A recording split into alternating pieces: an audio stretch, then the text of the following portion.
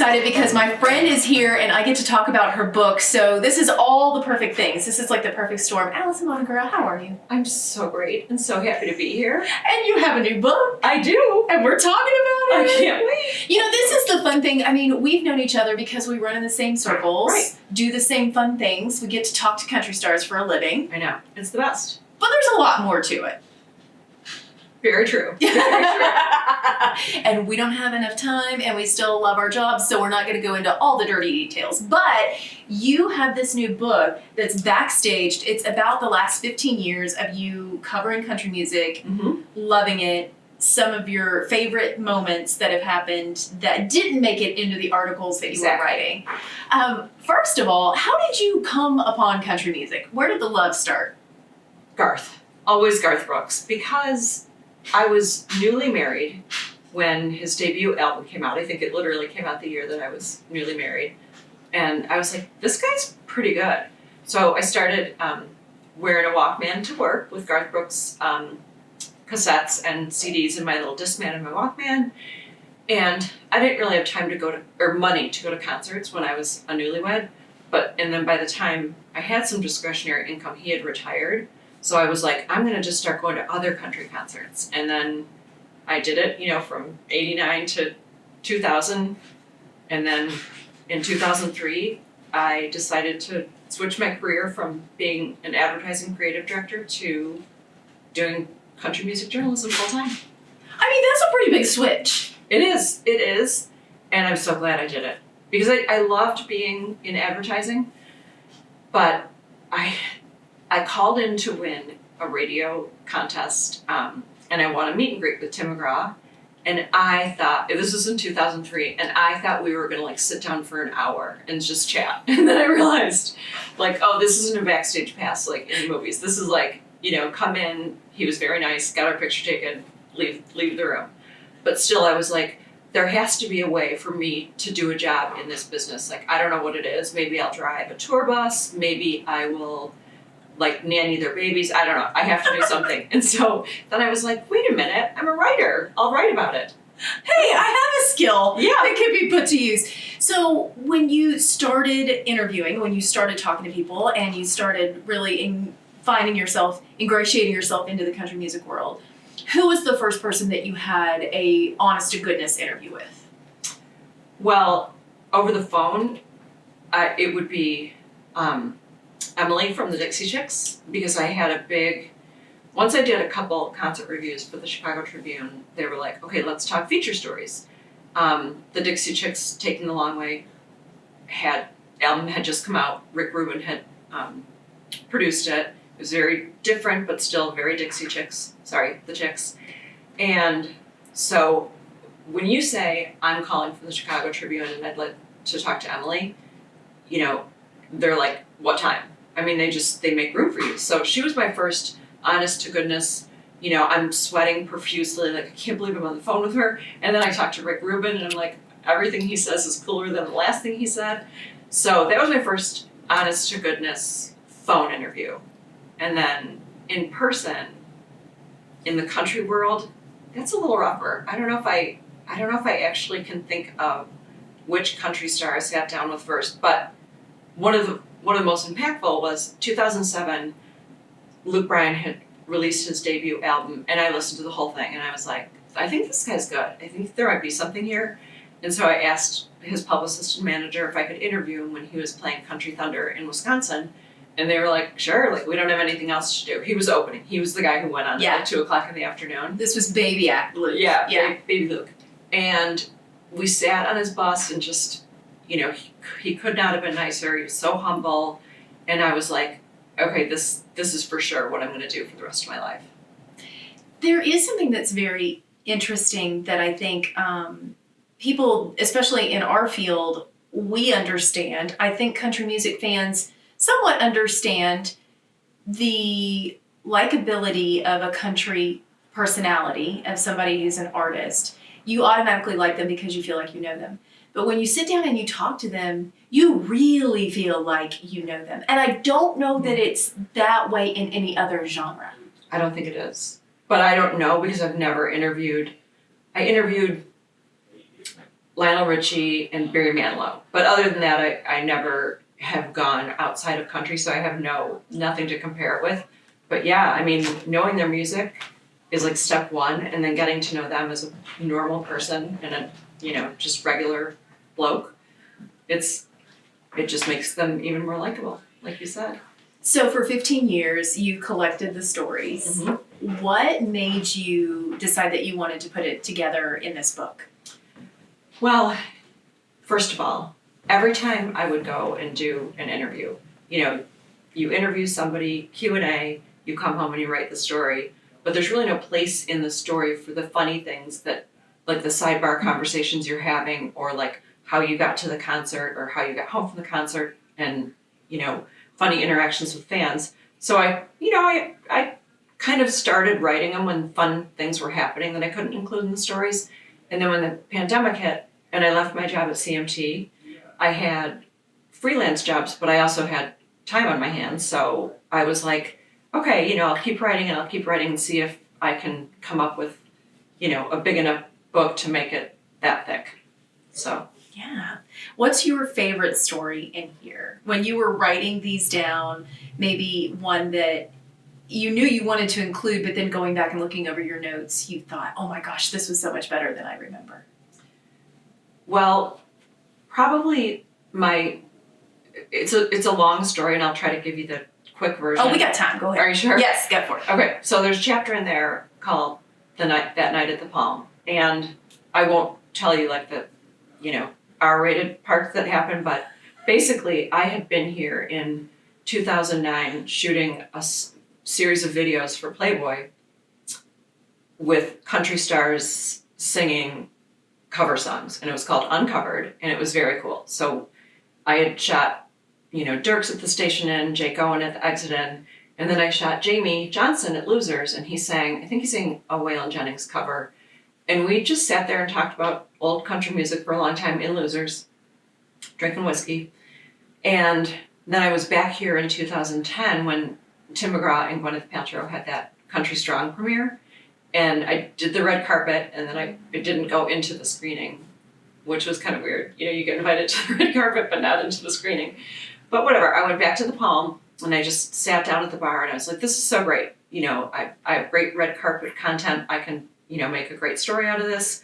I'm just going to have a glass of wine before I go write that story. So Jamie Johnson walks into the bar, and he's with a guy that kind of maybe looks like a bodyguard. So again, 2010, Jamie's, at the top of his game. And he was like, oh my gosh, it's so great to see you. What brings you back to town? You should have dinner with us. And I'm like thinking, him and his bodyguard. I'm like, oh my gosh, no, I'm just going to have my glass of wine and you guys go ahead. And he's like, no, I insist. Come have dinner with us.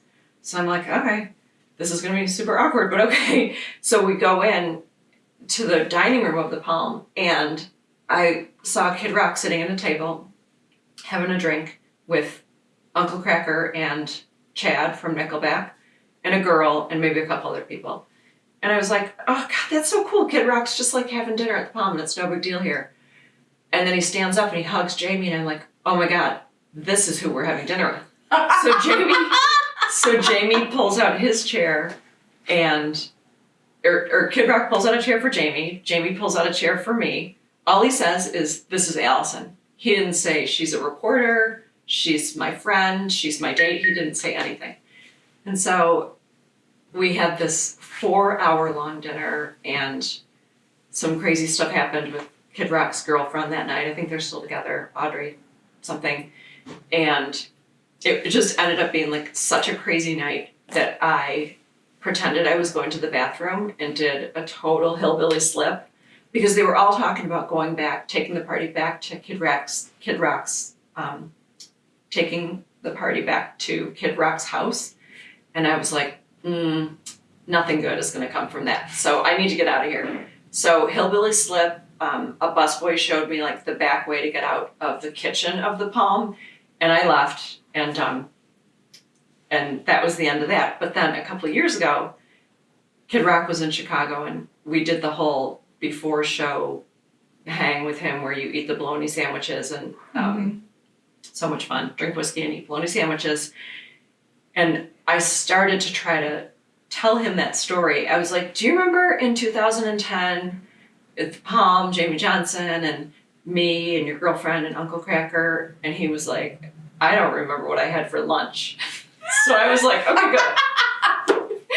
So if you were worried that you completely ghosted them at the restaurant and went out the back door, he had no recollection. No, and didn't hold it against me. He's just so chill about everything. What was the conversation like? You've got Nickelback, you've got Kid Rock, you've got Jamie Johnson.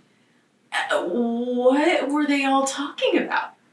Just, they were talking, I was listening. Because every time I tried to add to the conversation, like Kid Rock had done a collaboration with Bob Seger.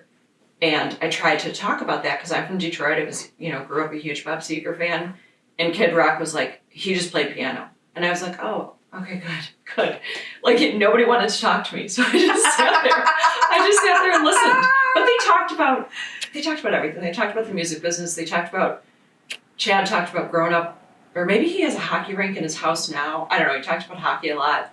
Uncle Cracker talked about his parents' divorce. Kid Rock's girlfriend talked about her recent breast augmentation. So that kind of stuff. Just typical dinner conversation. Totally normal. Yeah. Casual. Yeah. I love this story so much. So in looking at the spectrum of all the things that you've done, is there one particular person who is like I need this one to complete the collection? Is there one person floating out there? I know I have a couple. I want to hear who yours are. People that you haven't interviewed that you want to interview and you're not going to give up until you get that interview.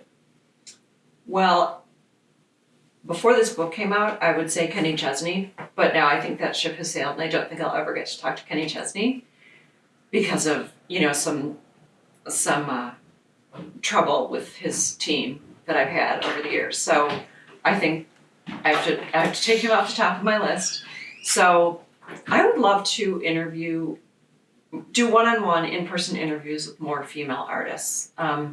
I've had brief backstage / red carpet moments with people like Miranda and Carrie Underwood and, Casey Musgraves. Actually, I've interviewed Casey Musgraves, but if I could sit down for a half hour with Miranda or Carrie or Kelsey Ballerini, that would be kind of a huge bucket list moment for me. Where do you? Are you going to tell me who yours are? Oh, mine is George Strait. Oh yeah. I've never done. Good luck. Yeah, right. Exactly. And it's like the white whale. I don't know that that's ever going to happen. But I've met him and I took a picture with him and talked to him, but I've never had a chance to actually talk to him. And there is this really interesting thing that happens because there's an energy exchange that I liken to what they feel when they walk out on stage. Like with an entertainer, they walk out on stage and they get this rush from the audience. And we don't get that as journalists, but I feel like we get that when we talk to someone else. We're having that same kind of back and forth and energy exchange. And when it's really good, you walk away from it going, oh my gosh, I love that person. I love their music. And I feel like I know them even more. Yeah. So who is the person for you that you could talk to anytime? They'd say you don't need any prep, but here you go, and you jump at the chance. Dierks Bentley. Oh, that I would jump at the chance, or I have had the chance? Either. Well, Dierks Bentley is, to me, like the most normal, non-celebrity person. Just, sends me Christmas cards. Like, he just seems like a genuine, I think I can honestly call him a friend and have that be normal, as opposed to me being like name dropping and being like, oh, Toby Keith and I go way back, or, Carrie Underwood and I share recipes. It's nothing like that. But Dierks and I have what's so great about Dierks is when you interview a celebrity and you sign up for it, right? You're the one asking all the questions and they give you their answers and then the talking stops until you ask another question. But with Dierks, I'll be like, what was, the album that made you want to move to Nashville? And then he answers me and then he's like, what was yours? It's more of a conversation than a Q&A session. And I've always really appreciated that about him because it seemed with him to come really naturally. Like you can tell when somebody's been media trained, but for him it seemed like he was always that guy. Who's the person that you interviewed early on in their career, and then you got to talk to them again later in their career, and you're like, wow, you got a lot better at interviews? Probably Carrie Underwood, because she was shy. Coming off American Idol, she didn't know about, the big world of country music and anything like that. So I think she was shy and a woman of few words. And then something just clicked for her, and it's like she either got a huge boost of confidence in who she was and how great her music was and how revered she was, or she just matured a little bit. I don't know what it was. But then in later years, when I've interviewed her, sometimes briefly, sometimes over the phone, she's just lovely. And I even see that when she is when she's on talk shows and everything. I'm like, she has come a long way, baby. She's really grown. I could not agree more. Yeah, I remember fresh off of American Idol when they brought her to the CMT Awards. It was the first red carpet she'd ever done, and you could tell she was like, wow, yeah, there's a lot happening around me right now. I know. And now she's just a boss. Yeah. She just walks that red carpet like nobody's business. Yeah, and so friendly and genuinely happy. You don't always see that on a red carpet, so yeah, that's been good to see. Okay, you alluded a little earlier to the Kenny Chesney story. It is included in this book. So everybody, there's some good tea in Backstaged. You need to go get it and find out the rest of the story. Alison Bonaguro, thank you. Thank you.